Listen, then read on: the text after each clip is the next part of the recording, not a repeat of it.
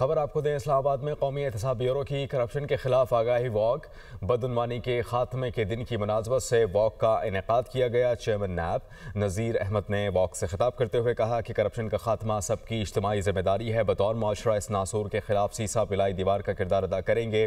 बहुत जल्द इस नासूर से जान छुड़ा लेंगे। मौजूदा साल फैसला कुन रहा, 6140 अरब रुपए रिकवर किए। चेयरमैन नैब की जानिब से कहा गया, इस्लामाबाद में कौमी एहतसाब ब्यूरो की करप्शन के खिलाफ आगाही वॉक बदउनवानी के खात्मे के दिन की मुनासबत से इस वॉक का इनेकाद किया गया। चेयरमैन नैब नज़ीर अहमद ने वॉक से खिताब भी किया और उन्होंने कहा कि करप्शन का खात्मा सबकी इज्तिमाई जिम्मेदारी है। बतौर माशरा इस नासूर के खिलाफ सीसा पिलाई दीवार बनना हम सब का किरदार अदा होना चाहिए।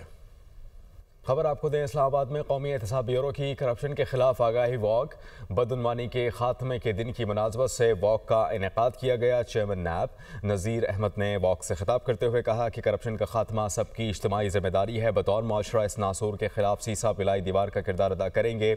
बहुत जल्द इस नासूर से जान छुड़ा लेंगे। मौजूदा साल फैसला कुन रहा, 6140 अरब रुपए रिकवर किए। चेयरमैन नैब की जानिब से कहा गया, इस्लामाबाद में कौमी एहतसाब ब्यूरो की करप्शन के खिलाफ आगाही वॉक बदउनवानी के खात्मे के दिन की मुनासबत से इस वॉक का इनेकाद किया गया। चेयरमैन नैब नज़ीर अहमद ने वॉक से खिताब भी किया और उन्होंने कहा कि करप्शन का खात्मा सबकी इज्तिमाई जिम्मेदारी है। बतौर माशरा इस नासूर के खिलाफ सीसा पिलाई दीवार बनना हम सब का किरदार अदा होना चाहिए।